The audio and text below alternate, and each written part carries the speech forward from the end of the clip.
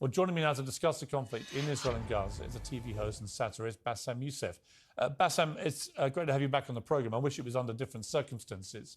First of all, what is your reaction to what happened on October the 7th? Oh, it was terrible, of course. I mean, we kind of get our news kind of also secondhand because, you know, my wife's family, they live in Gaza. They have cousins and uncles there. And their house also was bombed. We haven't been able to communicate with them for the past 3 days. Communication are lost. So we don't know actually what is the how are they doing. But you know, we're used to that. I mean, it's just like it's very repetitive. We're used to that. We're used to them being bombed every time and moving from one place to the other. You know, it's just like those Palestinians. They're very dramatic. Israel killing us. But they never die. I mean, they always come back. You know, they're very difficult to kill, very difficult people to kill. I know because I'm married to one. I tried many times, couldn't kill her. I mean, there's a dark humour there, and I understand why. Because no, it's not dark humour. I try to get to her every time, but she uses our kids as human shields. I can never take her out.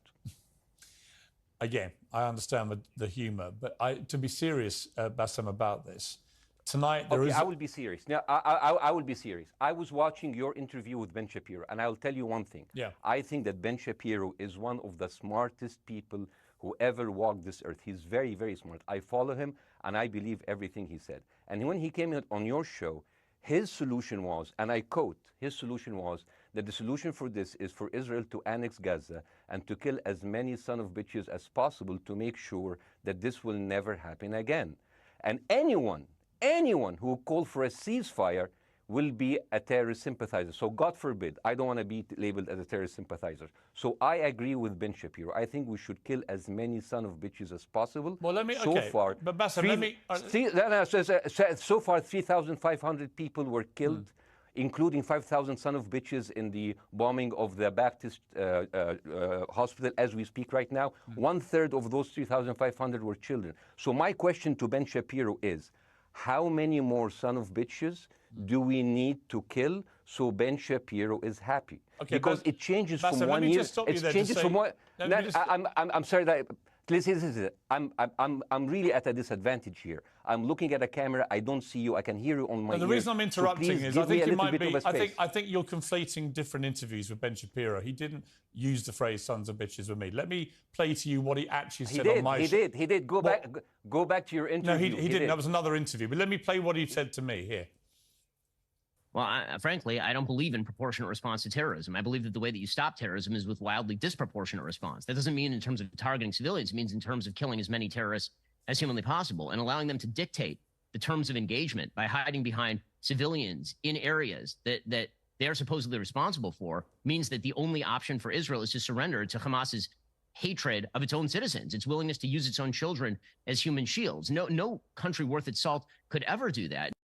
Now, that is substantively different to what you said he said, right? He's talking there but specifically about Hamas terrorists. I agree with him. The thing is, the question is, what is a proportionate response? Because it has been different from one tier to another. So if you look to this graph, for example, this is the death of Israeli and Palestinians, and it's changing from 1 year to year. It's like fluctuating like crypto. So my question is today, what is the going rate today for human lives? I mean, 2014 was a great year for Ben Shapiro. 88 Israelis were died, and there was 2,329 Palestinians killed on the other side. That is one Israeli for 27 Palestinians. That is a very good exchange rate. What I'm saying is, what is the exchange rate for today? So you guys will be happy. That's my question. Well, it's not me. It's not me, guys. I'm not on either side. No, not you. Like when I say you guys, I say like people on the other side of that.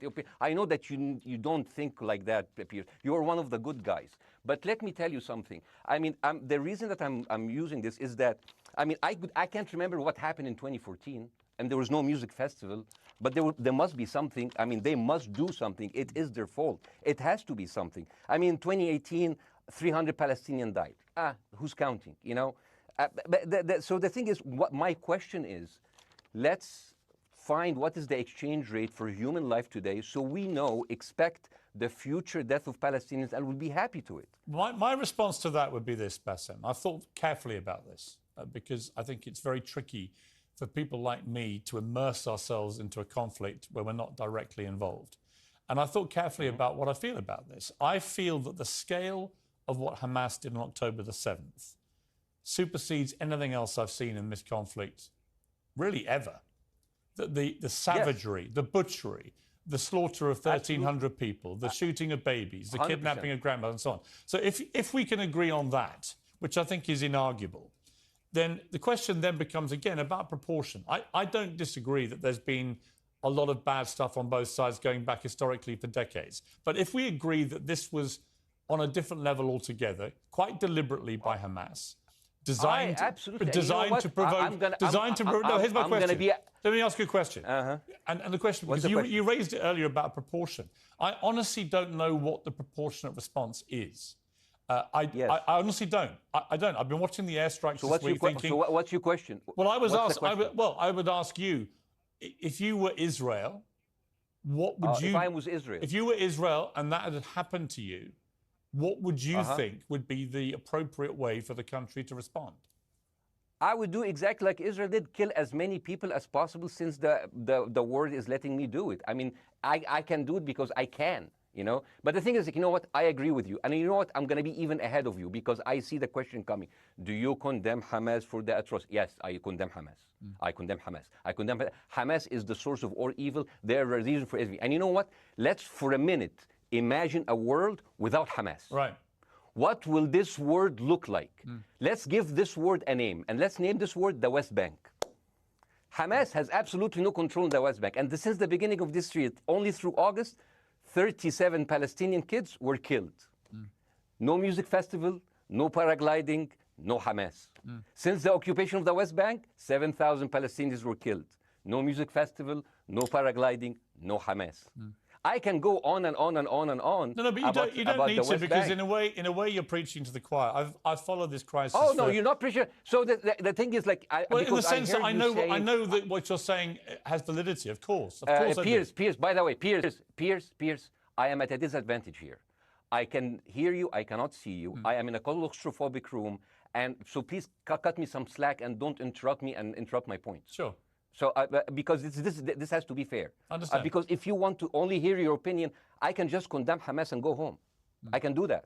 So, do you want to do that, or do you have a much more nuanced conversation? No, I absolutely want to have a nuanced conversation. I wasn't aware I was interrupting you. I thought I was letting you speak. Amazing. So let's. I mean, I would say I really applaud Israel for doing one thing that no military force in the world does. Because I heard Ben Shapiro and I heard Ron DeSantis, and they said Israel is the only military force in the world that warns civilians before bombing them. I mean, how fucking cute.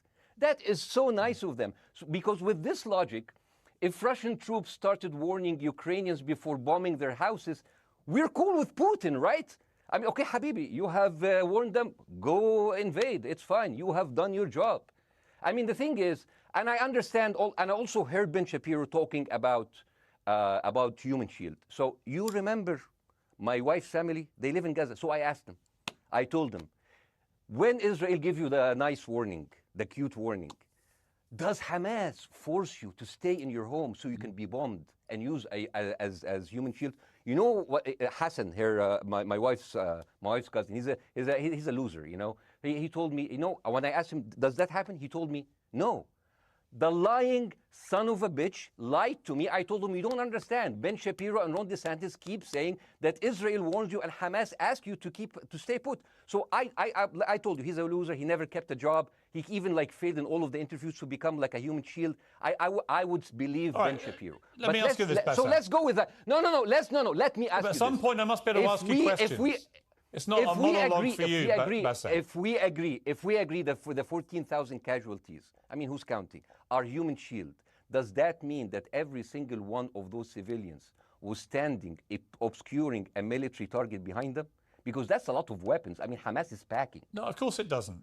And look, it doesn't. So there's some collateral damage. Lots of collateral damage. Yes. It's fine. Yeah. You kill some to save some and then kill some more. Yeah, I agree. Yeah. Well, let me ask you this. Again, it comes back to proportionate response. When the world decided it had to get rid of ISIS because of the appalling butchery they were carrying out, it did so by all